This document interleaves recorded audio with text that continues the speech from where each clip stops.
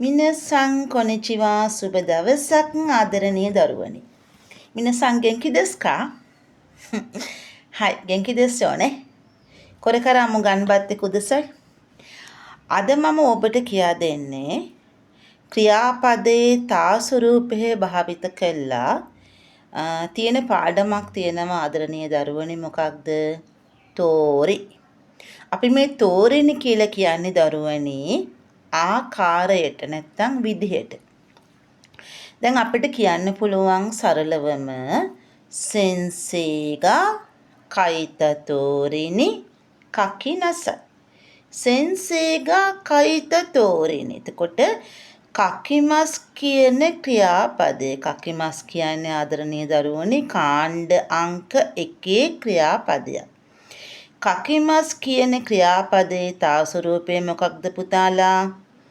කයිත. එතකොට සෙන්සේගා කයිතතෝරිනි කයිතෙ කුදස. ගුරුතුමී නැත්නම් ගුරුතුමා ලියපු ආකාරයට ලියන්න. ඉතින් මට දැන් අපිට තවමට සුබ පැතීමකුත් කරන්න ඕනේ.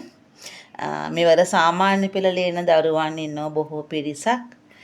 ඉතින් ඒ හැම දරුවෙකුටම සාමාන්‍ය පෙළ විභාගයේ හොඳින් ජය ගන්න සීල ශක්තිය ලැබේවා කියලා මම ප්‍රාර්ථනා කරනවා. අධ්‍යාපනය කියන්නේ ජීවිතයට ආභරණයක්. ඇත්තටම මම හැමදාම කියනවා වගේ අධ්‍යාපනය අපිට මිල කරන්න බෑ. වටිනාකම මෙච්චරයි කියලා කියන්න බෑ. අපේ මුළු ජීවිතයම ලස්සන කරන්න පුළුවන් දෙයක් තමයි අධ්‍යාපනය කියලා කියන්නේ. අපි ඉගෙන ගන්න කාලයෙන් කොහොම හරි මහන්සි ඉගෙන ගත්තොත් අපිට අනාගතයේදී හොඳ වෘත්තීයමය මට්ටමකටපත් වෙන්නට පුළුවන්. හොඳ සමාජීය මට්ටමකටපත් වෙන්නට පුළුවන්. මොකද අධ්‍යාපනයත් එක්ක යන දරුවාගේ අනාගතය ඇත්තටම ලස්සන වෙනවා, සාර්ථක වෙනවා. ඒක නිසා සාමාන්‍ය පෙළ ලියන දරුවන් හැමෝටම මේ මොහොත සුබ පතනවා. දූල පුතාලට හැමෝටම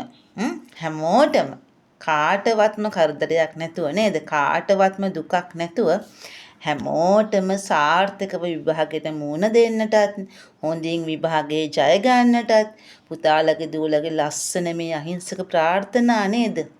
දෙමව්පියන්ගේ අහිංසක ප්‍රාර්ථනා ඉටු කරගන්න සියලුම ශක්තිය ලැබේවා කියලා මම ප්‍රාර්ථනා කරනවා.